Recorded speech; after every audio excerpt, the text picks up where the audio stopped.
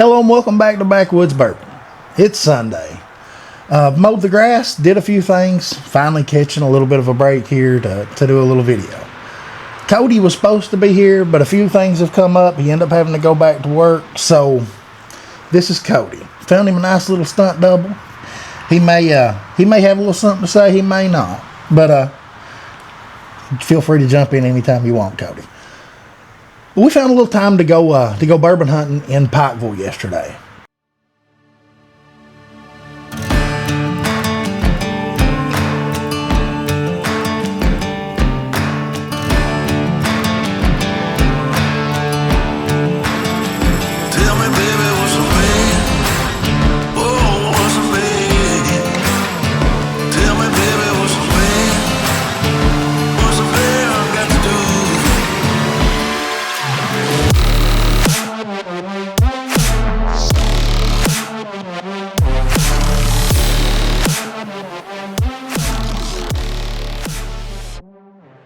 The first place we went was Indian Hills.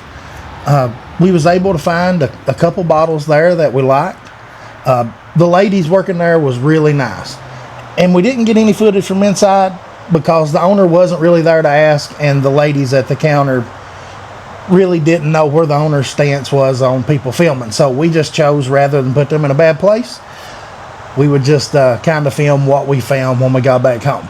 But they both did subscribe to the channel, which we really appreciate. It's only been out for a little over a week, and we really don't have that many subscribers, so the more the merrier. And we kind of hope you enjoy the page and what few things we have to say about your store.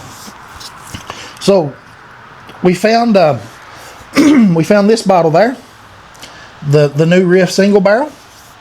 I'd watched Bourbon Junkies do a blind last week. It may not be a current video, but I watched the video last week, and they really had good things to say about this new Riff single barrel. So we went ahead and picked that up. It was just on the floor, nothing behind the counter. This was just on the floor, and it was just there at retail. Nothing out of the ordinary. It's distilled, aged, and bottled by New Riff Distilling, Newport, Kentucky. I'm pretty anxious to try it. I've not opened it yet. We also found the Larceny Barrel Proof. Again, not behind the counter, right on the normal rack and at retail. I think this was around 70. Maybe the New Riff was in the 50 range. I think tax and all was about 144 for both bottles. So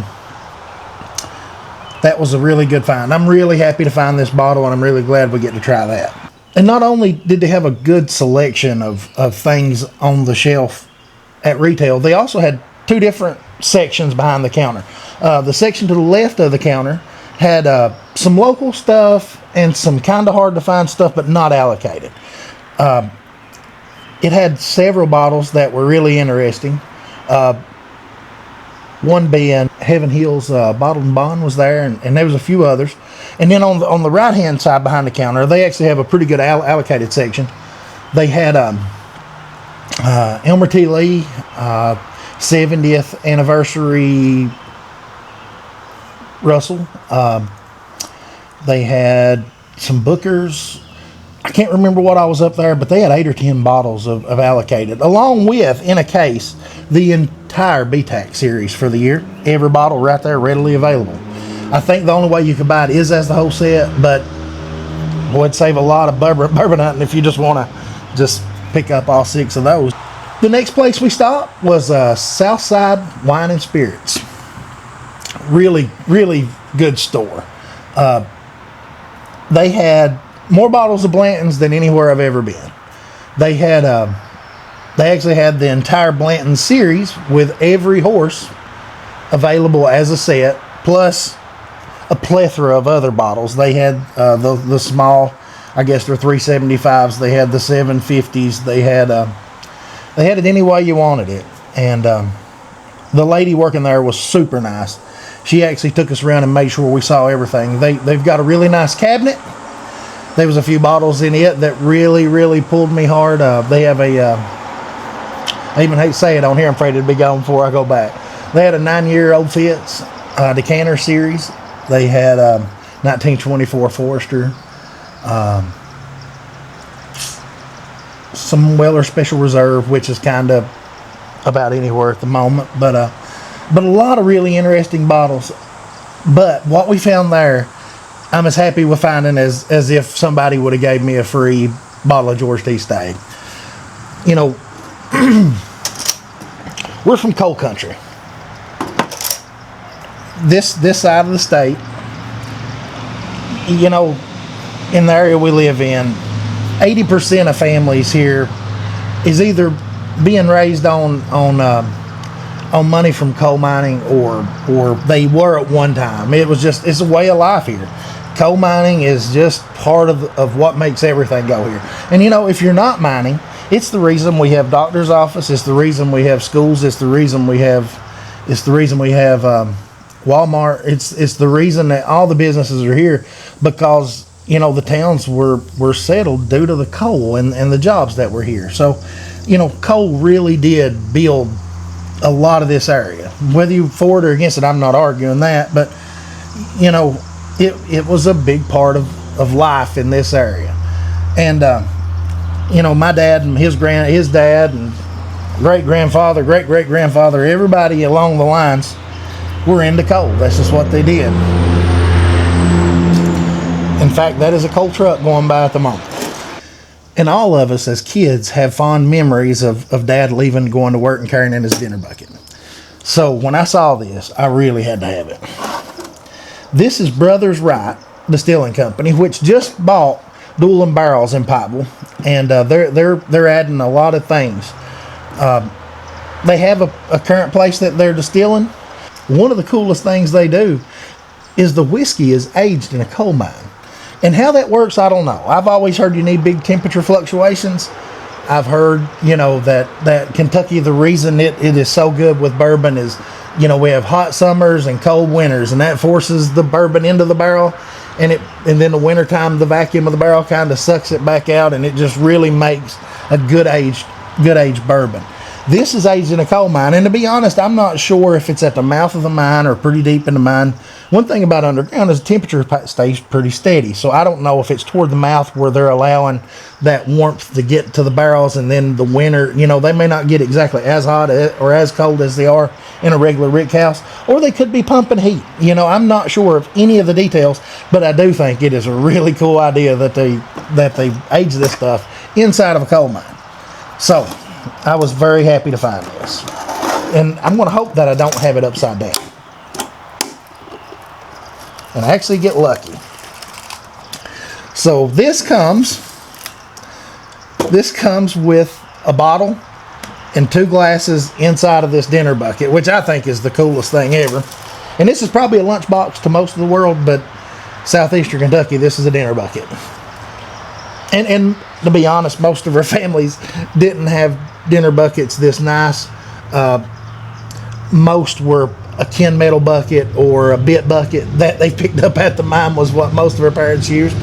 But here's the bottle. It's I ended up choosing the barrel proof. They had a reserve, a barrel proof, and a wheated, and I like proof. This is 113.5, and I saw the age statement. I want to get it exactly right. It was 4 years. Age statement is 4 years, 5 months, and 25 days. This is barrel number 64, and it was bottle number 3.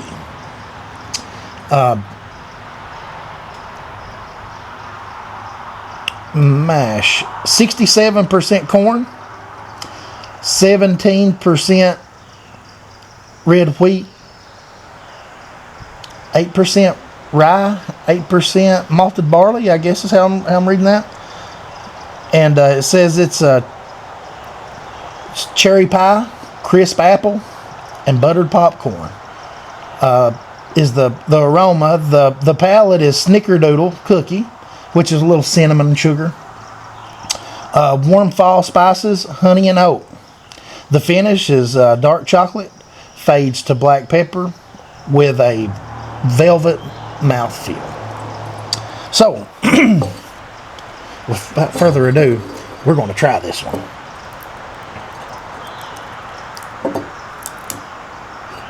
And you can't hardly not try something that's made, you know, the next county over from your home and aged in a coal mine and things like that. Nice cork. Really good cork pop. And it's not synthetic cork, it's real.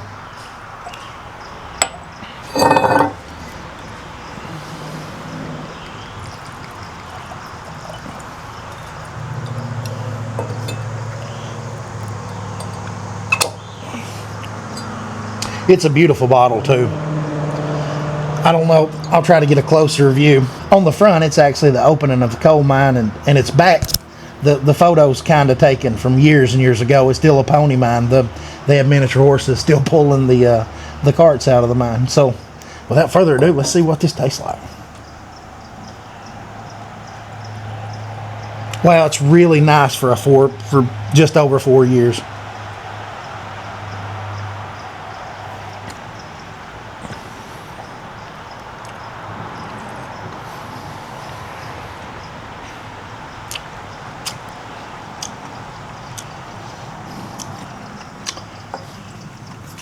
That is my first drink of the day. And I'm here to tell you, that is good. That is not somebody just trying to use a cool story to sell a bottle of whiskey. You know, I'm really proud that this is made locally, and I'm really proud that they use coal mine history, but you could take all that away, and that still is as good a drink of a 4.5-year-old whiskey you'll ever take. I'm going back and buying all, because this is special.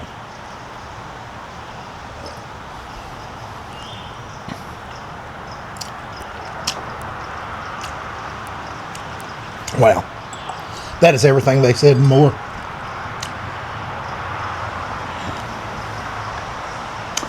So a 4-grain mash bill, single barrel, aged in a coal mine. That is pretty special. Brother's right. You're doing it right. There's no doubt. No doubt. So we will put this back up for now. This is probably getting revisited this evening. Wow, that's special. Everything they said, it is you know, maybe not snickerdoodle, but there's a lot of cinnamon and graham cracker there, and I guess you put that together, it really does come out like a snickerdoodle. The nose is fabulous. Cherry. Oh, it's just good. This is going to beat a lot of things. I cannot wait to put this in some blinds against some high proof. I don't know how many 4 grains I have, but they better come right if they're going to knock this one off. It's good. It's really good.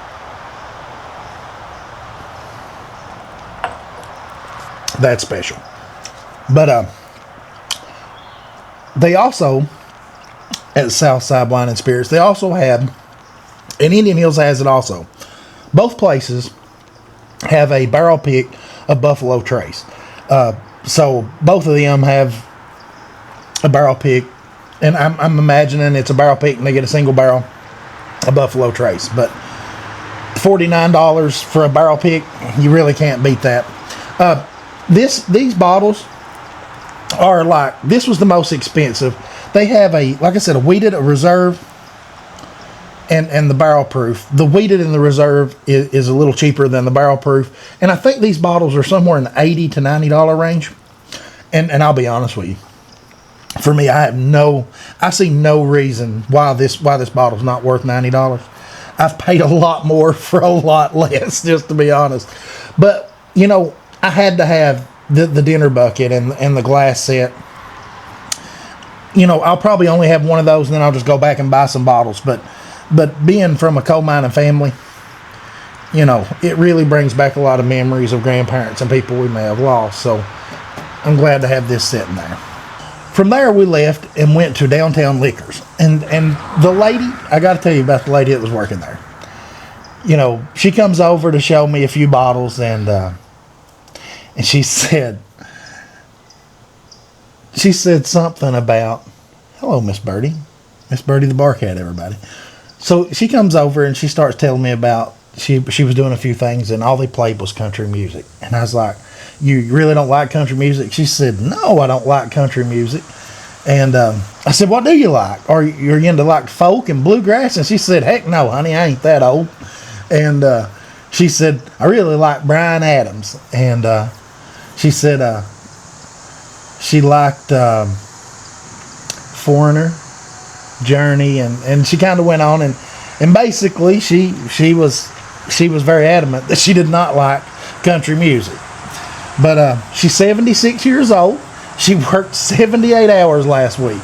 And, you know, I told her, I said, honey, if I can only hope at 76 that I'm working, you know, 78 hours a week. Well, I really don't want to work 78 hours a week, but I want to be able to.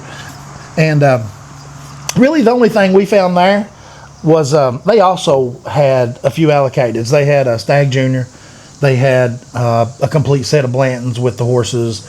They had some Blood Oath, a few things, but we really wasn't looking for allocated stuff yesterday. We was mostly just looking for things that we could find and just be more part of the selection.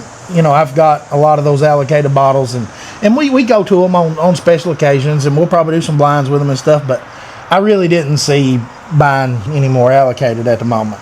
But while we was there, we bought Cooper's Craft, which the reason I bought Cooper's Craft, it's cheap. I don't even know if it's any good, but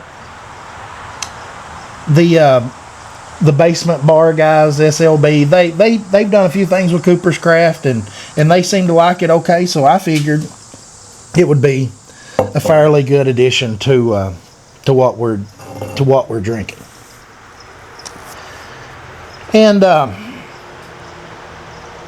after that, we eased over to Food City, up by Walmart. You know, it's a grocery store, gas station, but the good thing about like Food City is pretty much it's going to be at retail, and they do some good store picks. I've got one of their Maker's Mark store picks that's fabulous. I've got an Elijah Craig store pick that they did. It's wonderful. Their store picks are out of this world, and it's retail, so you really can't be mad about it.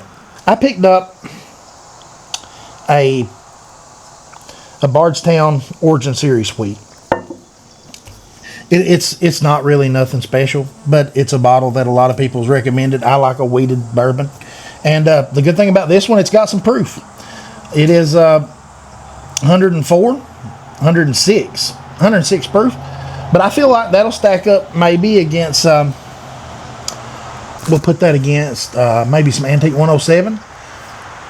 We could probably pair that in a blind against the Ben Holiday Cask Strength. I've got Starlight in there, and I've got a Maker's Mark. We could put together a pretty dang good blind on those wheateds now. So I was glad to pick that up, and that's a little hard to find, or I've not really saw it a lot of places. And then I was able to find the Maker's Mark 24 Heart Series. I had found this bottle a few times, but to be honest with you, when I did find this bottle, it was over $300, and I never would buy it. Found it at retail over the weekend at Food City, $76, and I went ahead and picked it up. I've got the 25 series too that I've not tried, but that was kind of what we found yesterday. It ended up coming some pretty bad storms, and there was probably some stores we could hit up around Coal Run, but to be honest, you know, 4 stores and 6 bottles is a pretty good day. After that, we went over to Texas Roadhouse, had a meal, and it was a good day out. Thank you for joining us. Look forward to doing more videos. Look forward to definitely drinking some more of this Brothers Right. You know, I'm telling you, that's top notch. Don't let it be a small distillery fool you. That's as good a whiskey as you'll drink. Like, it's got a lot going on. There's things that's going to be different. There's going to be things that maybe hit your palate better, but don't think for a second it's not quality. It's It's probably the nicest wheated bourbon I've ever drank. But stay with us, subscribe, be watching for more videos. If you stayed all the way to the end and you're still here, won't you give us a subscribe? I think at 50 subscribers we can go live and do some things, and I really appreciate everybody watching, subscribing, commenting. We really appreciate you more than you know. Until next time, thank you.